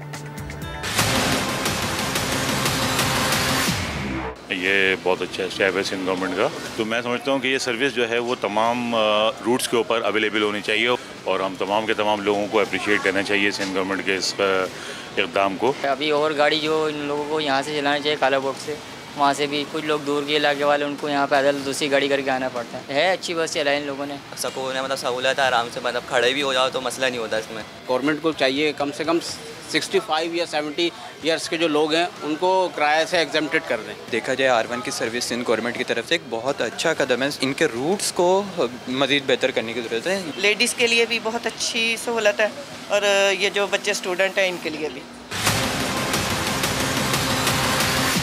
30 साल से ये लोग आ रहे और ये कराची का हाल देखे अल्लाह बेहतर करेगा कराची को। 10-15 मिनट तक बारिश नहीं होती है, सैलाब आ जाते हैं, यहाँ पर पानी रुक जाता है बिल्कुल। मैं ये जानता हूँ सबसे बेहतरीन अस्पताल है, इससे अच्छा कोई काम हो नहीं सकता। जो दवाई यानी कि 1 लाख रुपए की मिल रही है वहाँ फ्री में मिल रही है, तो मैं तो अल्लाह ताला का शुक्र अदा करे कि इतना अच्छा अल्लाह ताला ने हमारे को हॉस्पिटल दिया हुआ है। मैं तो इनको दुआएं दे रहा हूँ, जितने भी इदारा कायम करा है अल्लाह उसको दर्जात बुलंद करे। गरीब कोई भी आ जाए ना, उसका कोई सिफारिश वगैरह या किसी चीज़ की ज़रूरत नहीं है। बहुत अच्छा काम है अल्हम्दुलिल्लाह, गरीब आदमी के लिए बहुत अच्छा। ये बहुत बेहतरीन काम है गवर्नमेंट, अल्लाह तबारक व तआला इनको जज़ाए खैर दे, बहुत बेहतरीन काम किया है। गरीबों के लिए बहुत अच्छी जगह है, कोई टेंशन नहीं है गरीबों को। और बड़े बड़े ऑपरेशन 2 दिन के अंदर मैंने जाते हुए देखे, तो ये एक बहुत बड़ी नेमत है और इससे फ़ायदा उठाना चाहिए। अच्छे से अच्छे प्राइवेट हॉस्पिटल से भी अच्छी जो है ना यहाँ केयर की जाती है। माशाल्लाह ये सिंध गवर्नमेंट ने हमें तोहफ़ा दे रखा है। मेरी अम्मी जान की यहाँ पर दिल का बाईपास हुआ है, अल्हम्दुलिल्लाह बहुत अच्छा कोऑपरेट किया डॉक्टरों ने। ऐसे में वज़ीर बल्दियात सिंध नासिर हुसैन शाह ने कहा है कि कराची और हैदराबाद का मेयर पीपल्स पार्टी का होगा। समा के नुमाइंदे संजय साधवानी से गुफ्तगू में नासिर हुसैन शाह ने दावा किया कि कराची में पीपल्स पार्टी 150 से ज़ायद यूसीज़ जीतेगी। पाकिस्तान पीपल्स पार्टी ने क्या तैयारी की है और इस दफ़ा क्या तारीख बदलने जा रहे हैं। कराची का मेयर क्या पाकिस्तान पीपल्स पार्टी लाने की पोजीशन में है, कितनी उन्होंने वर्क इस पर किया है। हमारे साथ वज़ीर बल्दियात नासिर हुसैन शाह पीपल्स पार्टी के सीनियर रहनुमा हैं, वो मौजूद हैं। शाह साहब, बल्दियाती इलेक्शन का पहले फेज़ में तो पीपल्स पार्टी ने अच्छी कामयाबी हासिल की है, दूसरे मरहले एक असल चैलेंज है पीपल्स पार्टी के लिए, क्योंकि शहरी इलाके हैं, हैदराबाद हो कराची हो, तो क्या पोजीशन है आपकी पार्टी की इन दोनों जगहों के मेयर पाकिस्तान पीपल्स पार्टी लाने की पोजीशन में है? बिस्मिल्लाहिर्रहमानिर्रहीम, अल्लाहुम्मा सल्ली अला मुहम्मदिन व आले मोहम्मद। इंशाअल्लाह ज़रूर पाकिस्तान पीपल्स पार्टी का कोई जियाला ही है जो है वो मेयर बनेगा कराची, हैदराबाद और दीगर जो भी एरिया हैं वहाँ पे। जमात इस्लामी का ये कहना है कि पीपल्स पार्टी ने 14 साल में सिंध को तबाह किया, ख़ास तौर पे वो कराची को टारगेट करते हैं कि 14 साल में उन्होंने कुछ नहीं दिया। अब की बार जो है वो हाफिज़ नईम को मेयर लाएं ताकि शहर की तकदीर बदले, और माजी में वो कहते हैं कि नेमतुल्लाह खान या जो और उनके मेयर थे उन्होंने अच्छा काम किया। आप जमात इस्लामी के काम को किस नज़र से देखते हैं और उनके लिए क्या कहेंगे? देखें, नेमतुल्लाह मरहूम साहब की मैं बहुत इज़्ज़त करता हूँ, लेकिन ज़ाहिर है पार्टी पॉलिसी होती है और उसी पे बात करना होता है। आपके इल्म में है कि ये जो होती है क्रिटिसिज्म होता है कि बहुत सारी जी इलीगल बिल्डिंग्स बन गई, बड़ी बड़ी इमारतें बन गई और बहुत ज़्यादा इलाकों में बन गई, ये कब शुरू हुआ? ये रोड जो हैं वो कमर्शियल कब डिक्लेयर हुए? वो रिकॉर्ड का हिस्सा है। उसमें बहुत से इलाके जो थे वो जब नज़ामत जमायत इस्लामी के पास थी तब उन रोडों को कमर्शियल डिक्लेयर किया गया। फिर बाद में खैर से जब हमारे दोस्त मुस्तफ़ा साहब आए तो उन्होंने बाकी रही सही कसर जो है पूरी कर दी। तो अब मैं उसमें नहीं पढ़ना चाहता, ठीक है उन्होंने काम किया हुआ, लेकिन मैं आपको एक बात बताऊं, मुझे उस दिन भी किसी ने कहा कि हाफिज़ नईम साहब मेरे लिए ज़ाती तौर पर बड़े मोहतरम हैं कि उन्होंने कहा जी यहाँ तो कुछ भी नहीं हुआ। मैं आपको एक क्लिप उनका देता हूँ, आप मेहरबानी करके वो ज़रूर चला दीजिएगा, जिसमें उन्होंने कहा है कि अगर यहाँ पे काम हुआ है तो पाकिस्तान पीपल्स पार्टी के दौर में हुआ। अच्छा, कराची में 246 यूसीज़ हैं, इन 246 यूसीज़ में से पाकिस्तान पीपल्स पार्टी आपके पास क्या इतलात हैं, कितनी यूसीज़ जीतने की पोजीशन में है? ये नंबर गेम के बारे में बता दें। देखिए, हमारे जो दोस्तों ने बताया है हमें, तो हम बहुत ईजीली 150 से ज़्यादा यूसीज़ जो है वो जीत रहे हैं। और MQM को कहाँ पर देखते हैं सारी सूरत हाल में? माजी में मेयर उनके आते रहे कराची में और वो कहते हैं कि कराची का वोट हमारा है। जी देखें, MQM की बात आप उनसे पूछें। एक हकीकत तो ज़रूर है कि MQM का मैंडेट जो है बहुत सारी सीटों पे 2018 में चुराया गया और वो जो भी तरीक़ेकार था उसके तहत किसी और पार्टी को दिलाया गया। और लेकिन इस दफ़ा ऐसा नहीं होगा, उनको भी वोट मिलेंगे, उनकी एक अपना वोट बैंक है। एक वेव चली हुई है कहते हैं इमरान खान की, और वो कराची को भी कह रहे हैं कि भाग कर ले जाएंगे वोटर्स के साथ, क्या कह रहे हैं? ऐसा कुछ भी नहीं होगा। आखिरी सवाल ये है कि आप शहर कायद में अगर पीपल्स पार्टी पोजीशन में आती है तो किसको मेयर देखना चाहते हैं? देखिए, मैं तो मिर्ज़ा वहाब को मेयर देखना चाहता हूँ, और लेकिन पार्टी का फैसला होगा और चेयरमैन साहब हमारी क़यादत फैसला करती। हमारा एक एक जियाला जो भी है वो मेयर बनने की सलाहियत रखता है, और जिसको नॉमिनेट किया जाएगा पार्टी लीडरशिप की तरफ से वो मेयर बनेगा और लोगों की खिदमत करेगा। जी बिल्कुल। सैयद नासिर हुसैन शाह ने ये बड़ा दावा किया है कि कराची और हैदराबाद के मेयर पाकिस्तान पीपल्स पार्टी से आएंगे और कराची की 150 यूसीएफ पर पाकिस्तान पीपल्स पार्टी बरतरी हासिल करेगी। ठीक है जी। कराची में बल्दियाती इंतखाबात से पहले इलेक्शन के अल्तवा की वजह से उम्मीदवारों का मोराल काफ़ी नीचे आ गया है। लियारी में आज़ादाना उम्मीदवार के पैनल के चेयरमैन वसीम सरबाजी ने इंतखाबात के अल्तवा को पैसे और वक्त का ज़िया करार दिया है। उनका कहना है कि पीपल्स पार्टी से मायूस होकर इलाका मकीनों ने आज़ाद उम्मीदवारों से उम्मीदें वाबस्ता कर ली हैं, जबकि आज़ाद उम्मीदवारों को पीपल्स पार्टी दस्तबरदारी के बदले सुनहरे ख्वाब दिखा रही है। मुदस्सिर नज़ीर की रिपोर्ट। जैसे ये खबर हम तक आई कि इलेक्शन कैंसिल हो गए हैं, पोस्टपोन हो चुके हैं, तो हमारा जो एक मोराल था वो डाउन हो गया। मैं नहीं, मेरे साथ जो हमारे चाहने वाले थे, मेरी आवाम थी, उनमें भी वो कहते हैं ना शदीद गम और गुस्सा पाया गया। इस तरह इलेक्शन डेट आगे गई तो पार्टी के मतलब ये आवाम के जो पैसे जो वो मुझ पर ख़र्चा कर रहे हैं अपनी मोहब्बत में, तो उनके पैसे डूबते नज़र आ रहे हैं। लाजमी बात है जो ख़र्चा हुआ है, और आवाम ने इस वजह से ये ख़र्चे किए कि मैं एक सोशल वर्कर हूँ। हमारे यहाँ पे मैंने सोशल काम किए, ग्राउंड बनाया, स्कूल पे मैंने काम किया, आरओ प्लांट लगवाया हमने, किसी की मेहनत से, कोच इमाद फुटबॉल की अकेडमी की मेहनत से, कोई सरकारी नहीं। इतने कंपेनिंग हुई, इतना काम हुआ, इतना वर्क हुआ। अगर मैं पर्सनली सिर्फ अपनी बात करूँ, मतलब मैं भी मतलब जॉब करता हूँ, तो जॉब से आना और ख़ास तौर पर ये वर्क करना और लोगों के मतलब वो दिन रात लगे हुए मेहनत करने, वो भी जॉब करते हैं, वक्त को ज़ाया किया जा रहा है। ये जो उम्मीदवार हैं आज़ाद उम्मीदवार, ये पीपल्स पार्टी के ही थे, लेकिन अब वो आज़ाद खड़े में, पीपल्स पार्टी के अगेंस्ट ही खड़े में, और जीत भी उनकी है।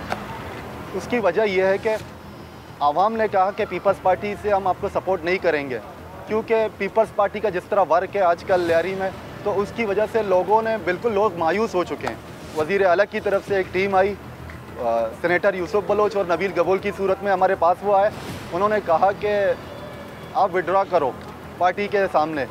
बहुत ही ज़्यादा उन्होंने मुझे कन्विंस किया, और मतलब बंद अल्फाजों में जैसे कहते हैं, उन्होंने कहा कि अभी आपकी उम्र ही क्या है, आगे आपको मतलब सुनहरी ख्वाब दिखाना, आगे बहुत कुछ है आपके लिए। अगर मैं कहता मराहत मुझे पैसे बहुत से कुछ वो ऑफ़र कर सकते थे, लेकिन मैंने कहा नहीं, मेरे लिए सब कुछ मेरी आवाम है, मेरे चाहने वाले हैं, इनके लिए मैं मतलब कुछ भी कुर्बान करने को तैयार हूँ। हमने उनकी नींदें हराम कर दी हैं।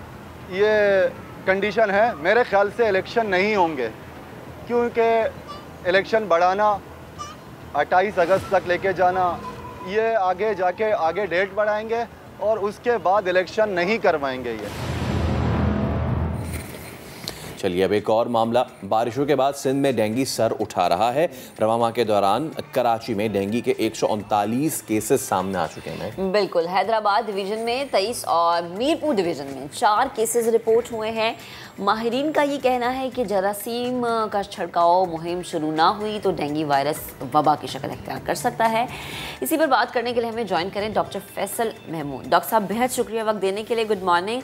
हम हमेशा से देखते हैं कि अगस्त सितंबर का जो महीना होता है उसमें डेंगू काफ़ी ज़्यादा सर उठाता है, और फिर हम कहते हैं जी एहतियात करें, पानी कहीं इकट्ठा ना होने दें। स्पेशली इस वक्त लोगों को आप क्या कहेंगे जब हम देख रहे हैं कि कोरोना के केसेस भी बढ़ रहे हैं और डेंगू के केसेस भी बढ़ रहे हैं? जी, अस्सलाम वालेकुम, बताने का शुक्रिया। तो बिल्कुल आपने सही फरमाया कि डेंगू केसेस बढ़ रहे हैं, कोरोना केसेस बढ़ रहे हैं, और ऑल्सो आजकल हम कॉन्गो केसेस भी देख रहे हैं कि वो बढ़ रहे हैं, वो बकरीद के बाद। डेंगू जो है वो हमारे पास इसी सीज़न में आता है, बल्कि अभी तो सीज़न शुरू हुआ है, अगस्त सितंबर अक्टूबर में ज़्यादा इसके केसेस आते हैं। और बचाव के लिए इसकी बचाव निस्बतन आसान है।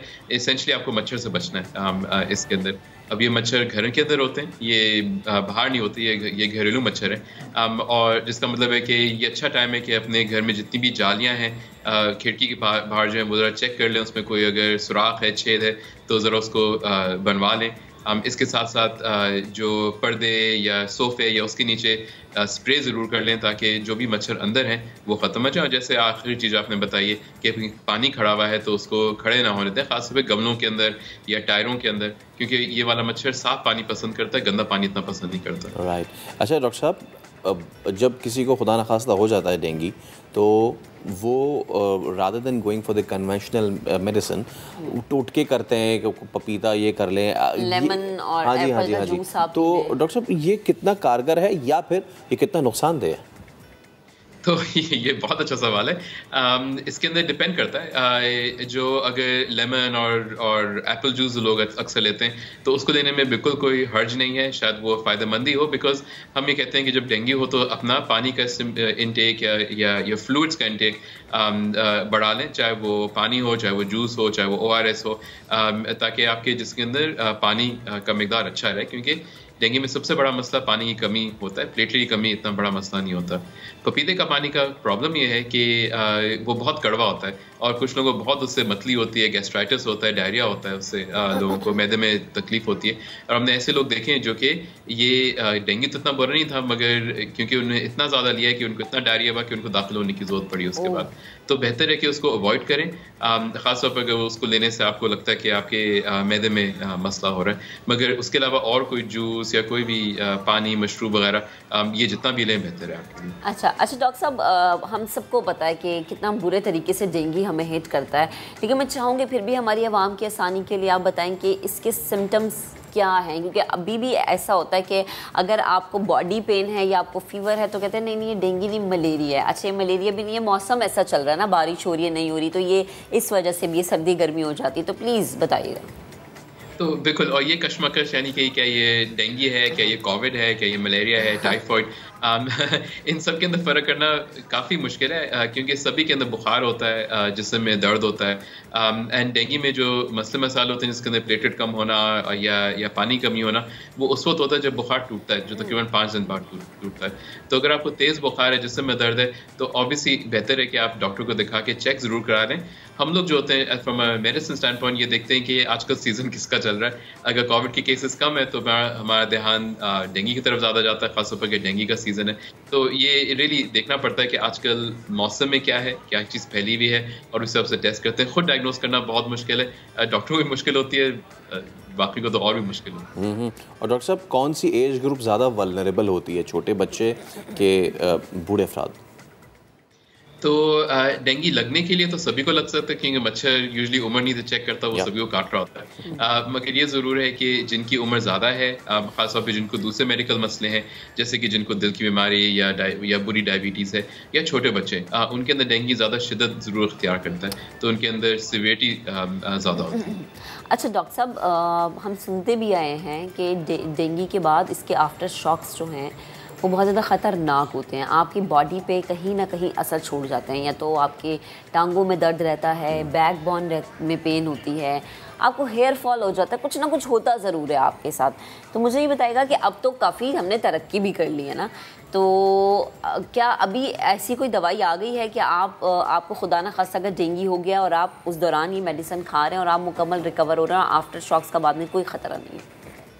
तो नहीं, अनफॉर्चुनेटली डेंगू के लिए कई दवाइयाँ ट्राई की गई हैं, मगर कोई दवाई ऐसी काम नहीं करती कि इस बीमारी को जल्दी ख़त्म किया जाए। आई गेस कोविड के बरक्स जिसके अंदर अब दवाइयाँ आ गई हमारे पास, और जो आफ्टर इफेक्ट्स हमने बिल्कुल सेफ रहा है, बिकॉज एक दफ़ा डेंगू ख़त्म हो जाता है, कुछ लोगों को खासतौर पर कमज़ोरी, वीकनेस, थकावट काफ़ी अर्से तक रहती है, एंड ये 2-3 हफ्ते, कभी कभार 1-2 महीने भी रह सकती है, और आहिस्ता आहिस्ता बेहतर हो जाती है। अच्छी बात यह है कि इसमें ज़्यादातर चीज़ें कोई परमानेंट नहीं होती, ये विद टाइम बेहतर हो जाती हैं।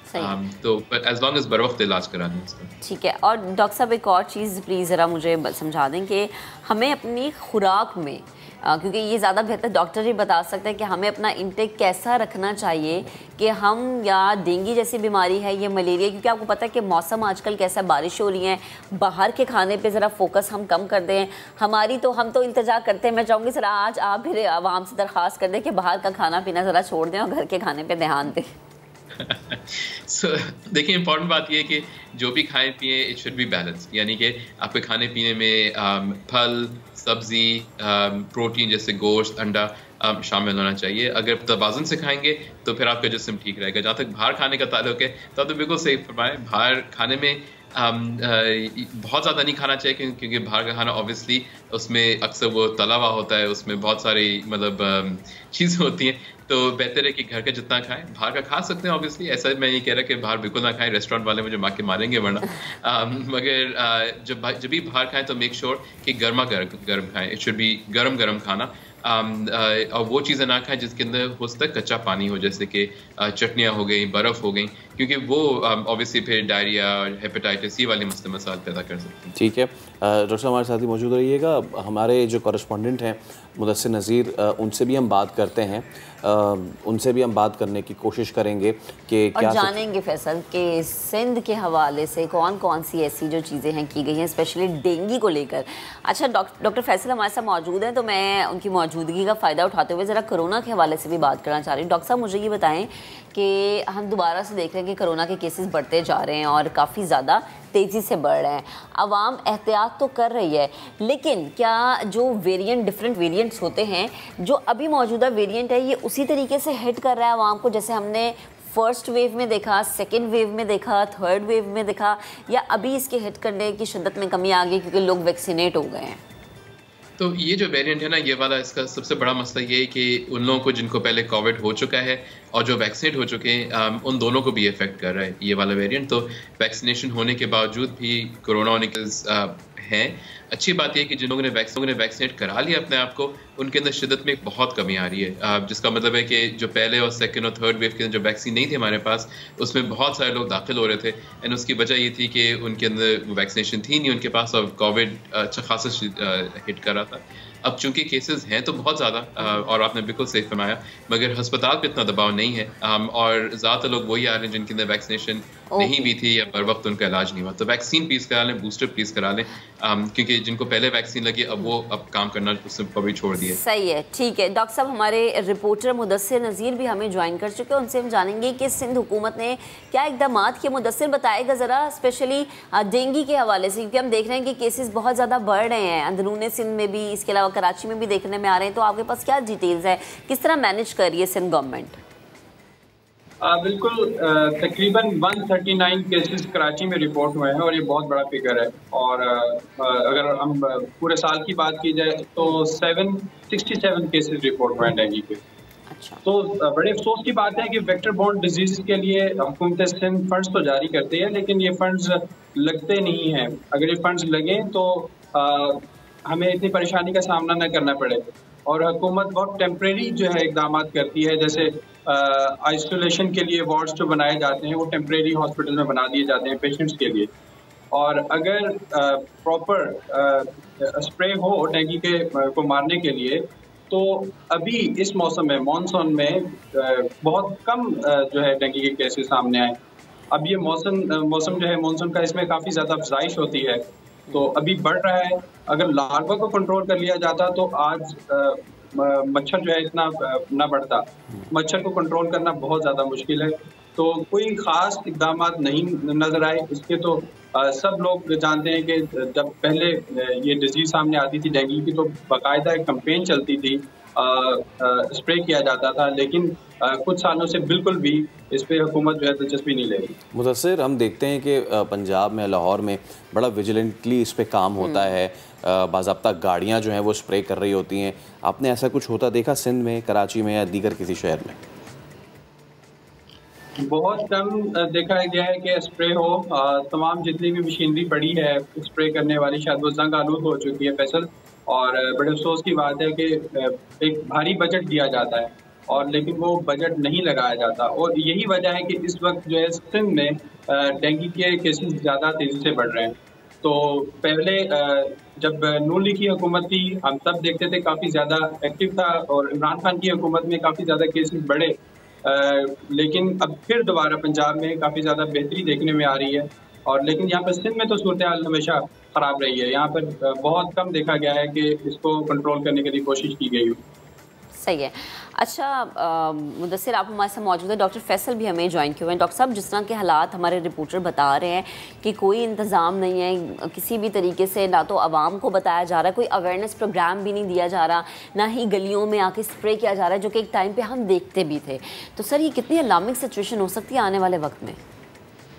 तो इसमें दो चीज़ें हैं। एक तो ये कि हमारे डेंगू के जो केसेस हैं वो उसका जो नॉर्मल जो हमने तरीका देखा है वो ये कि एक साल बहुत बुरा आता है, उसके बाद फिर 2-3 साल के लिए केसेस कम होते हैं, फिर बढ़ जाता है। यही हमने लाहौर में पिछले साल देखा था। इस वजह से हम समझते हैं कि प्रॉब्ली कराची में भी इस साल केसेस बुरे आएंगे। उसकी वजह वही है जो कि हम कोविड में भी देख रहे हैं कि हर दफ़ा एक नया वेरिएंट आता है डेंगू का, जिसके खिलाफ हमारे अंदर इम्यूनिटी नहीं होती।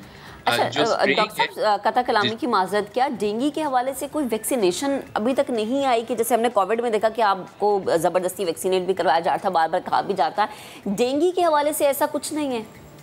तो डेंगू की वैक्सीन मौजूद ज़रूर है, मगर डेंगू की वैक्सीन के कुछ मसले मसाइल ज़रूर हैं। जैसे कि इब्तदाई कुछ तहकीक थी जिसके अंदर ये पता लगा था कि जिनको डेंगू नहीं हुआ है, जब उनको वैक्सीन लगती है तो हो सकता है कि उनके अंदर ज़्यादा शदीद बीमारी हो। तो डेंगू की वैक्सीन मौजूद तो है, मगर वो इतनी करामत नहीं है जितनी कोविड वाली वैक्सीन। अच्छा, मैं मुदस्सिर के पास दोबारा आऊँगा। मुदस्सिर, कराची के तो फिगर्स हमने जाने, इंटीरियर में क्या सिचुएशन है?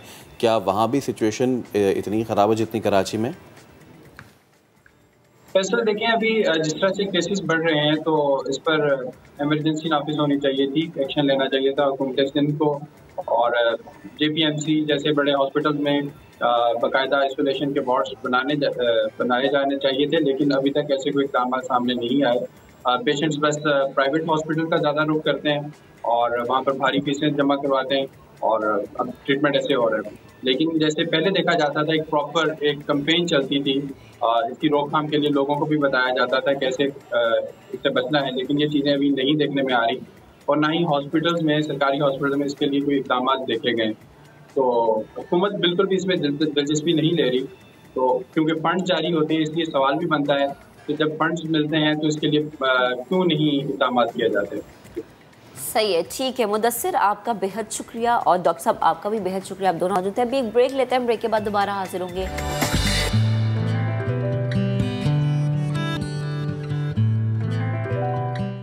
एक बार फिर आपको कहेंगे नया दिन में खुश आमदीद। अब कुछ स्पोर्ट्स की बात कर लेते हैं। और गो के परसों अच्छी खबर आई, लेकिन एक अच्छी खबर कल नहीं आई, और वो ये कि शाहीन शाह अफरीदी जो हैं वो इंजर्ड हो गए हैं और he is ruled out for the second test match, जो कि गॉल में ही होना है। इसके अलावा भी बहुत सारी स्पोर्ट्स से जुड़ी खबरें हैं। हमारे साथ मौजूद हैं senior sports analyst, senior sports journalist Abdul Majid Bhatti साहब। भट्टी साहब, अस्सलाम वालेकुम, बहुत शुक्रिया नया दिन से गुफ्तगू करने के लिए। और पहली ही जो चीज़ है वो भट्टी साहब इतनी अच्छी आज सुबह की नहीं है, वो ये कि शाहीन शाह जो हैं वो इंजर्ड हो गए हैं। क्या कहेंगे, फिर कितना बड़ा धचका है दूसरे टेस्ट के लिए?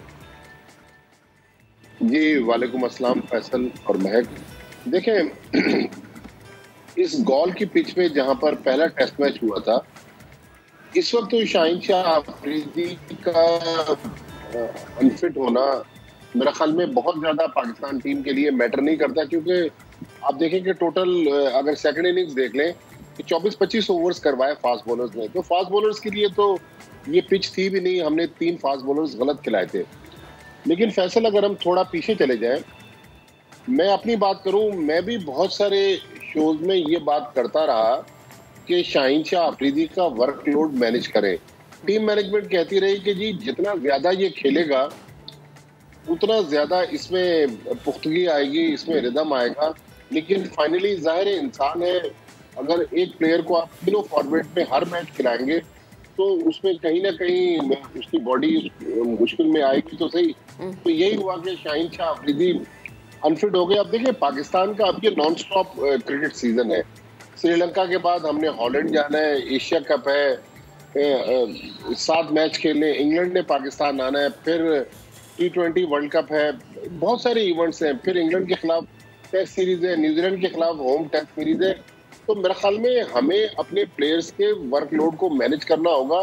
दुनिया की सारी टीमें देख लें, खासतौर पर फास्ट बॉलर्स को अगर आप इस तरह खिलाएंगे तो जाहिर है वो फिर इंजरीज का शिकार होंगे।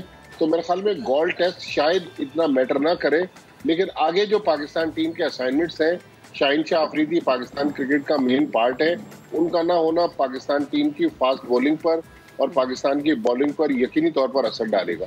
ठीक है। अच्छा भट्टी साहब ये बताएगा कि दूसरे टेस्ट में फवाद आलम को जगह देनी चाहिए आगा सलमान की जगह, या फिर विनिंग कॉम्बिनेशन के साथ ही जाना चाहिए? देखिए, मैं जो एक दुनिया भर में एक जो फिनोमेना है क्रिकेट की मैं बात कर रहा हूँ कि विनिंग कॉम्बिनेशन को नॉर्मली छेड़ा नहीं जाता, सिवाय एक आध प्लेयर ऐसे जो बहुत ज्यादा जरूरत हो, या शाहीन शाह अफरीदी जिस तरह अनफिट हो गए। मेरे ख्याल में जिस तरह सलमान अली आगा ने परफॉर्मेंस दी है, तो मेरे ख्याल में फवाद आलम को सेकंड टेस्ट मैच पे आना चाहिए, क्योंकि फवाद आलम पाकिस्तान टीम के वो प्लेयर हैं जो स्पिनर्स को सबसे अच्छा खेलते हैं। लेकिन जाहिर है टीम मैनेजमेंट ज्यादा बेहतर सोच रही है, क्योंकि जितना अच्छा बॉलर कहा जा रहा था सलमान अली आगा को कि उनको एक्स्ट्रा एडवांटेज है।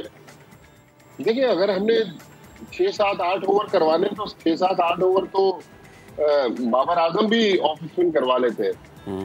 फवाद आलम लेफ्ट आर्म स्पिनर है, शुरू में वो भी बॉलिंग करते थे, तो ये तो हमारे पास बॉलिंग के ऑप्शन मौजूद है। अजहर अली भी लेग स्पिन करवा लेते। तो मेरे ख्याल में सिर्फ इसलिए सलमान अली आगा को टेस्ट कैप दे देना, और ऐसे प्लेयर पर कि जिसने 4 सेंचुरियां बनाई, 700 रन बनाए, उसके बाद फिर अचानक 4 इनिंग्स की परफॉर्मेंस पर फवाद आलम को ड्रॉप कर देना, मेरा ख्याल में ये मुनासिब नहीं है। भट्टी साहब, ये जो आपने बात की ना, दुखती रग छेड़ दी है। मैं काफ़ी लोगों से सवाल किया कि जी फवाद आलम एक आपके पास बेनिफिट क्रिकेटर था, कैसे कि वो फील्डर भी अच्छा था और बॉलिंग भी अच्छी करता था। बहुत सारे लोग कहते हैं यार उसने काफ़ी अरसे से बॉलिंग नहीं कराई। भाई काउंटर क्वेश्चन ये है कि उसको आपने खिलाया कितना अरसे है। इफ़ यू रिमेंबर वो वर्ल्ड कप जो हम जीते हैं, खींच के जो बॉलिंग कराई है, गालिबन कालिस का बड़ा अच्छा विकेट उन्होंने निकाला था। If I am not wrong, मुझे करेक्ट कीजिएगा, उस मैच में जब हम पाकिस्तान और साउथ अफ्रीका खेल रहे थे। तो फवाद आलम की बॉलिंग ऑप्शन को लाजमी यूटिलाइज करना चाहिए, ख़ास तौर पे श्रीलंका की इस विकेट पे। फैसल, बिल्कुल आप सही कह रहे हैं कि ये नॉटिंघम में 2009 का जो T20 वर्ल्ड कप का सेमीफाइनल था, उसमें कैलिस को आउट किया था फवाद आलम ने। और फवाद आलम का आप कैरियर देखें, जब 2007 में पाकिस्तान टीम में आए तो वो बॉलिंग कराते थे। यूनुस खान, शाहिद आफरीदी, शोएब मलिक उस वक्त के जो कप्तान थे, उनको as a left arm spinner भी यूज करते थे। फिर आस्ते आस्ते जो कप्तान आते गए, उनको फवाद आलम को उन्होंने सिर्फ एज ए बैट्समैन महदूद कर दिया। तो बिल्कुल वो बॉलिंग कर सकते हैं। आपने बहुत सही पॉइंट रेज किया। यही क्रिकेट को समझने वाले बहुत कम लोग होते हैं, जिस तरह की आप बात कर रहे हैं कि फवाद आलम का ऑप्शन है। हाँ, कप्तान कॉन्फिडेंस दे, नेट पे उससे बॉलिंग करवाए तो फवाद आलम को यूज किया जा सकता है। और ऐसी पिचेस पर जिस तरह की पिच हमने गॉल में देखी, मेरे ख्याल में अजहर अली ने अपना जो कैरियर था वो as a right arm leg spinner शुरू किया था। वो 2002 में अंडर-19 वर्ल्ड कप पाकिस्तान के लिए as a right arm leg spinner खेले। उसके बाद वो बैट्समैन बनने की तरफ माइल हुए। तो बिल्कुल अजहर अली का भी ऑप्शन है, बाबर आजम का भी ऑप्शन है, फवाद आलम का भी हमारे पास ऑप्शन मौजूद है। सही है। अच्छा भट्टी साहब, जैसे हम बात भी करें कि शाहीन तो अब जख्मी हो गए हैं, तो अब आपको क्या लग रहा है कि बॉलिंग लाइनअप में शाहीन की जगह कोई फास्ट बॉलर ही लेना चाहिए या फिर स्पिनर? देखिए, हम चूंकि काफी दूर बैठे हुए, हमें नहीं पता कि ग्राउंड रियलिटी क्या है, लेकिन इस पिच का जो बिहेवियर हमने पिछले मैच में देखा और जो हिस्ट्री बताती है, मेरे ख्याल में पाकिस्तान ने पहले टेस्ट मैच में 3 फास्ट बॉलरों को गलत खिलाया था। जो मुझे सुनने में आ रहा है, अभी भी टेस्ट मैच के शुरू होने में तकरीबन को 48 घंटे बाकी हैं, मुझे सुनने में आ रहा है कि Noman Ali left arm spinner जो है उनको खिलाने जा रही है टीम मैनेजमेंट। और आखिरी वक्त पे ज़ाहिर पिच देखेंगे कि पिच कैसा है। और श्रीलंका पाकिस्तान के फास्ट बॉलर्स के खिलाफ अफोर्ड नहीं करता। अगर शाहीन शाह अफरीदी बाहर भी बैठे हैं तो हमारे पास हारिस रऊफ मौजूद है, वो और ज्यादा एक्सप्रेस है। तो मुझे लग रहा है कि नोमान अली आएंगे शाहीन शाह अफरीदी के साथ, नसीम शाह और हसन अली पाकिस्तान 2 फास्ट बॉलरों के साथ सेकंड टेस्ट मैच खेलेगा। ठीक है भट्टी साहब, बहुत शुक्रिया फॉर योर टाइम। और 10 जुलाई से जो दूसरा टेस्ट मैच शुरू होने जा रहा है, इस वक्त बहुत सारे क्रिकेट पंडित्स ये कह रहे हैं कि जी शाहीन का जो अनफिट होना है that could be a blessing in disguise, कि उनकी जगह स्पिनर आ सकते हैं मोस्ट प्रोबेबली नोमान अली। ये तो वक्त बताएगा कि कौन आता है कौन नहीं आता।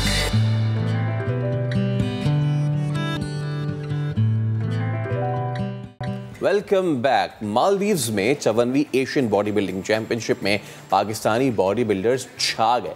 3 मेडल्स अपने नाम किए।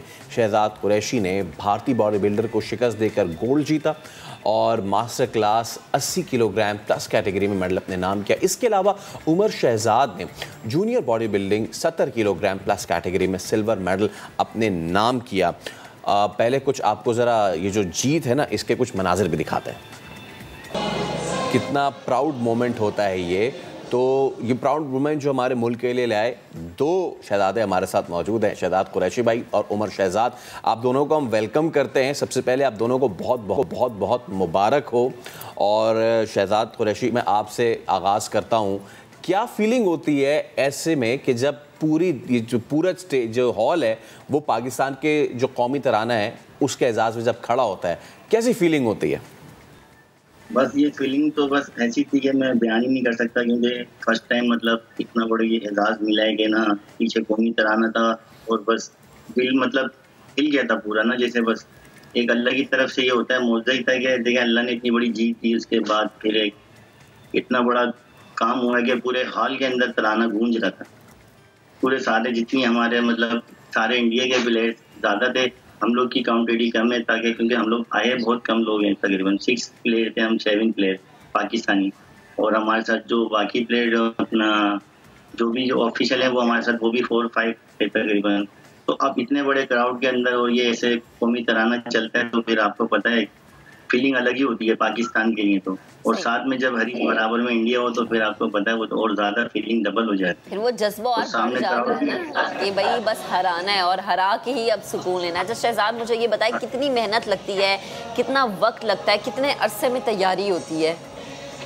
बस ये तो बहुत आप ये देखें, ये जो इस मौसम में हमने तैयारी करी है, ये कराची में कितना गर्म था, वो मौसम में इस गर्मी के अंदर तैयारी करना मुश्किल ही नहीं, तकरीबन काफ़ी मुश्किल था, बहुत मुश्किल की है अचीवमेंट में, क्योंकि इतने बड़े कॉन्टेस्ट की तैयारी करना और पीछे प्रेशर होता है कि यार 7 इंडिया के प्लेयर्स भी आ रहे हैं, 42 तकरीबन 43 तकरीबन 44 के मुल्क थे इतने तकरीबन, उसके अंदर इतनी बड़ी तैयारी करना बहुत मुश्किल काम है। और इसके पीछे तो बहुत कुछ है, क्योंकि सारी सपोर्ट फैमिली होती है, क्योंकि इसमें डाइट है अपना, सबसे पहले डाइट, अगर डाइट नहीं होगी तो वो फिर आपको पता है बॉडी बनती नहीं, डाइट के बगैर तो कुछ भी नहीं हो सकता। तो ये सारा काम सारा घर का होता है। माय वाइफ जिसने इतनी सपोर्ट करी, जिसकी वजह से मैं ये जीता हूँ टाइटल। और उमर से अब हम बात करते हैं। उमर, कैसी फीलिंग है, कैसा महसूस कर रहे हैं? सिल्वर मेडल आपने अपने नाम किया है, आपके अगेंस्ट कौन कौन से हरीफ थे? जी टॉप 3 में इंडियंस थे, ठीक है, एक इंडियंस को बीट किया मैंने, और अल्हम्दुलिल्लाह मेरी पूरी कोशिश है कि एशिया में मैंने सिल्वर मेडल लिया, आगे 4 मंथ्स बाद वर्ल्ड है, आगे से भी अच्छा होके आऊँगा, गोल्ड लेके आऊँगा इंशाल्लाह, जूनियर मिस्टर वर्ल्ड इंशाल्लाह। और उमर, आपने भी कराची में ही तैयारी की थी? नहीं, मैं पंजाब से हूँ, चकवाल से मेरा ताल्लुक है। अच्छा। तो मैंने तैयारी सारी खुद ही की है, ठीक है, और गर्मी भी बहुत थी, लेकिन भाई इसके साथ साथ मैंने पहली दफ़ा गर्मियों में प्रेप किया। वैसे तो हमारे जो मुकाबले होते हैं वो सर्दियों में होते हैं, फर्स्ट एक्सपीरियंस था। अच्छा, अब चकवाल हो, कराची हो या फिर और कोई शहर, तराना बजा तो पाकिस्तान का, ये सबसे अहम है। अच्छा उमर भाई, ये मुझे बताएं कि अब आजकल जो लड़के वो शॉर्ट टर्म में बड़ा बिलीव करते हैं कि जी फला से श्रेड हो जाएंगे, फला खा लेंगे तो उससे हम जो है वो बल्कअप कर जाएंगे। ऐसे बच्चों को, ऐसे अपकमिंग लोगों को क्या पैगाम देना चाहेंगे? फर्स्ट जो आपकी चीज इम्पोर्टेंट है वो है आपकी डाइट, ठीक है, फिर आपका वर्कआउट आता है, फिर आपका रेस्ट प्रॉपर, आपको जब टाइम पे मील्स मिल रहे हो, ठीक है, आप प्रॉपर एक प्रोसीजर के साथ चल रहे हैं तो आपकी बॉडी ग्रो होती है। और ये है कि आप एक अच्छे कोचेस के अंडर ट्रेन करें अपने आप। सही। अच्छा उमर, ये बताएं कि ये जो आपका सफ़र था, ये इसका आगाज़ किस तरह से हुआ? आप किसी से इंस्पायर थे, ये सोचा था कि मुझे इस तरफ जाना है?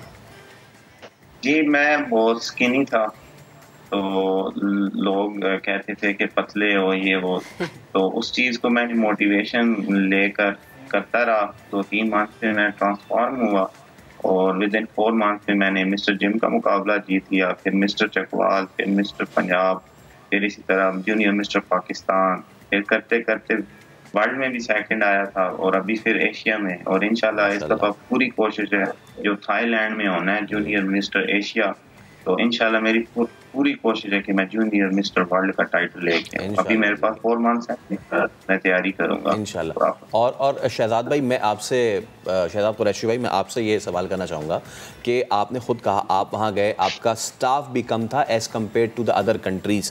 जब ऐसे इंटरनेशनल मुकाबलों में जाते हैं तो आपकी जब बात होती है दीगर एथलीट से, वो क्या शेयर करते हैं, उनके पास कितनी ज़्यादा सहूलियात है और हम कितनी कम सहूलियात में जो है वो अपनी सारी तैयारी करते हैं? सारी तैयारी देखिए, हमारी तो जो चीज़ें हैं ना बहुत कम है, और जो प्लेयर से हमारी बात होती है, इंडियन से भी बात होती है, सारे प्लेयर जितने भी आए हुए होते हैं सबसे शेयरिंग चल रही होती है, सब बता रहे होते हैं, उनके कोचेस उनके साथ होते हैं, उनके ट्रेनर उनके साथ होते हैं, उनकी हर चीज़ का वो ख्याल रख रहे होते हैं। यहाँ हम लोग के पास इतनी सहूलतें मैसर नहीं है, क्योंकि यहाँ से हम, क्योंकि इतनी बड़ी तैयारी, इतना बड़ा इवेंट खेलने के लिए प्रॉपर चीज़ें चाहिए होती हैं, लेकिन हम तो किसी को बिलीव नहीं देंगे, क्योंकि तो अल्लाह का शुक्र है अल्हम्दुलिल्लाह, ये हमने इतनी मेहनत करी हुई है, पहले से कर रहे हैं तैयारियां, पहले से खेलते आ रहे हैं कॉन्टेस्ट, उनके कोई कॉन्टेस्ट ऐसा नहीं है अल्हम्दुलिल्लाह जिसमें गोल्ड नहीं हुए। पाकिस्तान में तो तकरीबन सब जगह ही गोल्ड हुए, और जो ये तैयारी है इसके लिए भी यही है कि हम शेयरिंग करते हैं। जैसे मेरे कोई सीनियर हैं, मेरे जैसे उस्ताद हैं, मेरे बड़े भाई मेरे उस्ताद हैं, तो ये कि उनके बदौलत चलना पड़ता है। अच्छा, मतलब उनकी सपोर्ट होती है, वहाँ से वो गाइड कर रहे होते हैं, यहाँ भी हम आते हैं तो हम वहाँ से कॉलिंग पे बात हो रही होती है, तो वो सारा कर रहे होते हैं, अभी ये खाना है, अभी ये खाना है, अभी ये खाना है, तो इस तरीके से हम लोग अपने आप को लेके चलते हैं। ताकि लेकिन कम सहूलियात में भी जो हम तैयारी कर रहे हैं ना, वो हम देख रहे हैं। अच्छा, आखिर में सेगमेंट को ख़त्म करने से पहले मैं आपसे शहजाद भाई रिक्वेस्ट करूंगा, और दोनों से मैं रिक्वेस्ट करूंगा कि आप जो बाइसेप है ना थोड़ा सा फ्लैक्स करके दिखाएं, और लोगों सब ये देखें, ट्रॉफी अगर रख दें, हाँ ट्रॉफी रख दें और दिखाएं कि इन डोलों ने जी शिकस्त दी है इंडिया को। तो अगर आप थोड़ा सा फ्लेक्स करें, ये ले जी, और कितने भी बता दें ज़रा, ये क्या बात है। पंजाबी में कहते हैं ना कि डोले शोले ही गिने। हाँ जी, तो हाँ, ये ज़बरदस्त जी, क्या बात है। आप दोनों को बहुत बहुत बेस्ट ऑफ लक आगे आने वाले मुकाबलों के लिए। तो आप ये देख रहे हैं कि इतनी कम सहूलियात के बावजूद हमारे पास इतना टैलेंट है कि वो जाके इंटरनेशनल मुकाबलों में ना सिर्फ कम्पीट करता है बल्कि अपने लिए इनाम भी लेकर आता है। बड़े मजे की बात है भारत को।